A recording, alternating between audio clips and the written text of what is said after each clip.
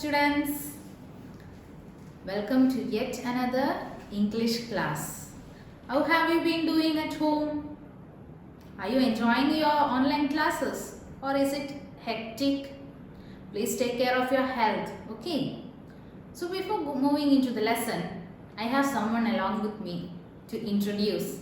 Shall I call her? Try to recognize her, okay? Yes, dear. Hello, ma'am. Hello, how are you? Fine, thank you.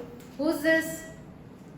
Just introduce yourself to your friends. My name is Trina Asura Thomas and I'm studying class 10D.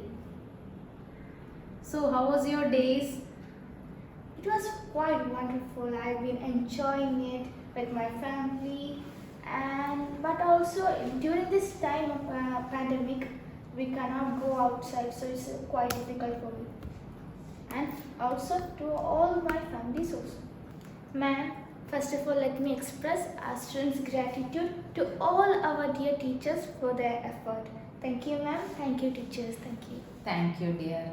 So, let me ask you, how did you spend your lockdown days? It was quite wonderful, and I spent my lockdown days by doing gardening, and also I have made some food items.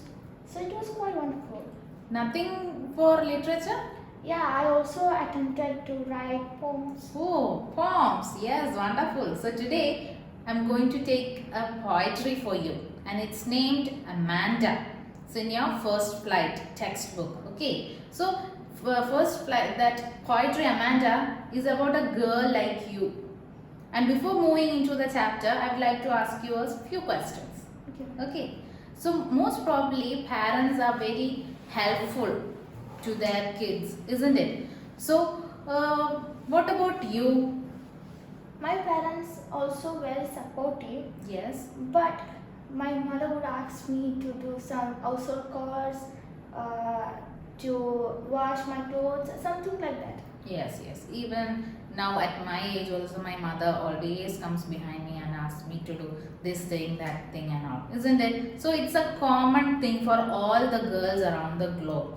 The mothers coming behind and asking to do different things at home rather than to the boys. So I think this poetry is more about you guys, of your girls of your age, and you can connect to this poetry more than boys.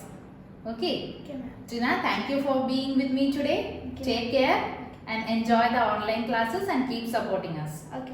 Thank you. Thank you. Amanda by Robin Lean. Let me introduce to the author. And this is part 1. Robin Lean is an Australian author and her works are most for children. Books are for children. Short stories are there. Her notable works are Haunting Alison Ashley, Halfway Across the Galaxy and Turn Left, Came Back to Show You I Could Fly. So these are some of her works. If you get time, do watch it. Take the book, read it. Okay? Yes. Let me introduce you to the poetry Amanda. See, if you look into your textbook, you can see along with the name an exclamatory mark is there in the title. That means it shows that the girl or the name Amanda is being called out several times. As I have told you earlier, girls are more able to connect this rather than the boys. Okay? Yes. And Amanda is a short poetry which describes about a girl who is always nagged or controlled by her mother. Shall we begin? Please look into your textbook. Don't bite your nails, Amanda. Don't hunch your shoulders, Amanda. Stop that slouching and sit up straight, Amanda. There is a languid emerald sea where the sole inhabitant is me, a mermaid drifting blissfully. Did you finish your homework, Amanda? Did you tidy your room, Amanda? I thought I told you to clean your shoes, Amanda. I'm an orphan roaming the street. I pattern soft dust with my hushed bare feet. The silence is golden. The freedom is sweet. So these are the three stanzas we are going to discuss today. Okay, let us move further, a detailed explanation into the poetry. Don't bite your nails, Amanda. Don't hunch your shoulders, Amanda. Stop that slouching and sit up straight, Amanda. See, all at the end of each line, you can see the name Amanda is specifically called and it is repeated. And she always wants her daughter to be very perfect. And what is the first thing she asked? Don't bite your nails. Don't bite your nails. Don't hunch your shoulders like this. Don't hunch your shoulders. You have to be upright. You have to sit very straight. And you have to sit very straight in a very ladylike posture. And in this stanza, first she is pointed out for biting her nails and not for sitting in the right posture, isn't it? Yes. Can you identify a figure of speech that the poet has used? Yes. Let me tell you. Stop that slouching and sit up straight. That is the line which uses a figure of speech. Just tell me the name of the figure of speech that the poet has used. Alliteration. Very good. So the S is repeated. S sound is repeated. Stop, slouching, sit up, straight. S is repeated.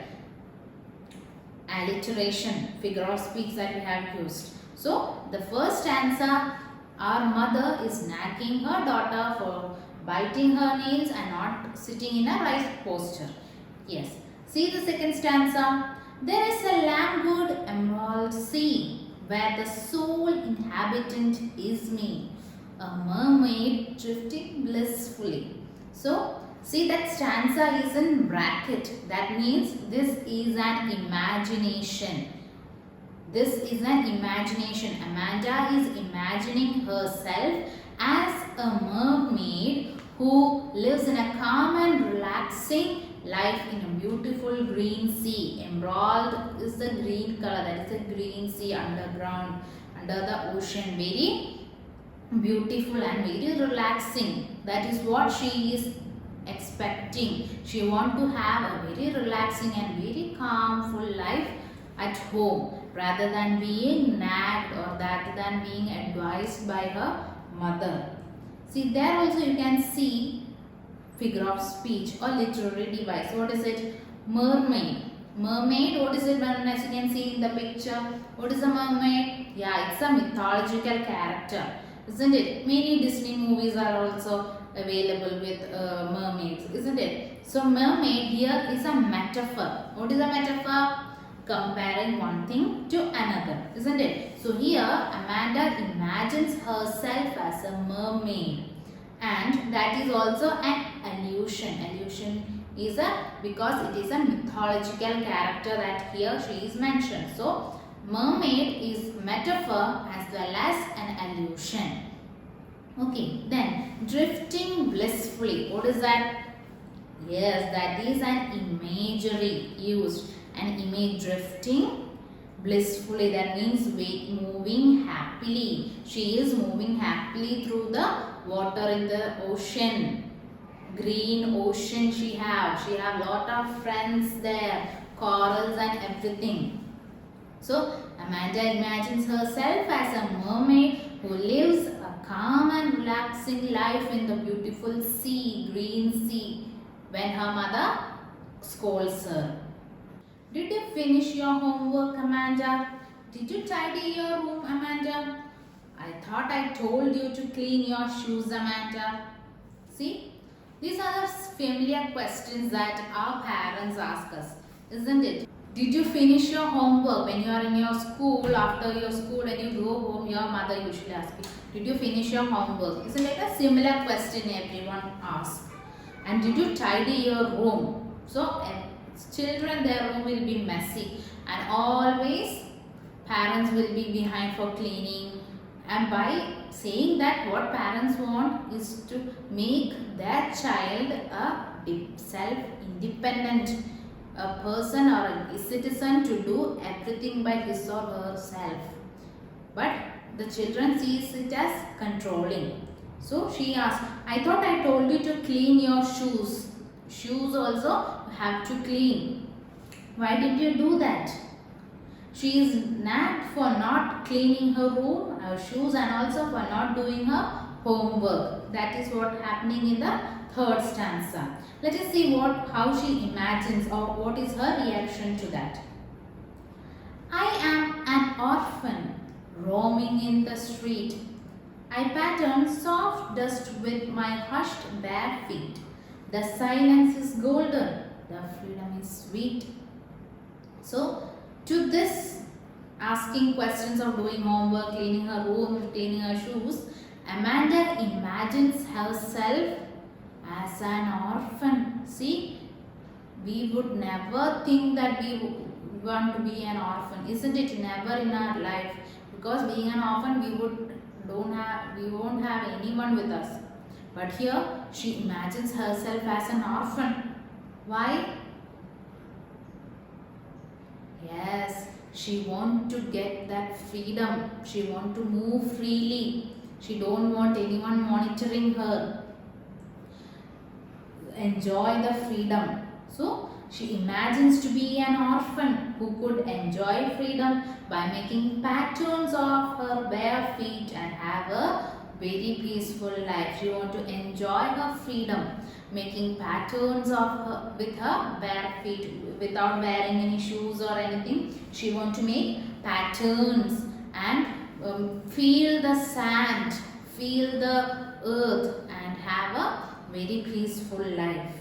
So, here this first 4 stanzas, the 2 stanzas we can see the instructions given to daughter Amanda, and the 2 are her imagination to the instructions what she had given. Yes, to the last stanza, metaphor is there. Which is a metaphor? Yes, orphan. She imagines or compares herself to an orphan, being an orphan. So, mark it as metaphor. Then, another metaphor is also there in the same stanza. The silence is golden. Silence is compared to golden. That means there is no voice of her mother. There is no voice of her mother scolding her or giving her instruction. There is no voice. There is only silence, and which is golden for her. Very bright and very golden, very expensive. And another metaphor, the freedom is sweet. She considers freedom as a sweet thing. It is very sweet, which she wants to enjoy in her life. Okay? Yes, that's all about the 4 stanzas. Just look into the literary devices. Alliteration in the line, stop that slouching and sit up straight. Metaphors, one is mermaid, then comparing herself to an orphan, then silence to be glorious and freedom to sweet, and drifting blissfully is an imagery. Okay, drifting blissfully means moving happily. So, that's all for today's class. Enjoy your online classes. Keep supporting, keep learning. Take care.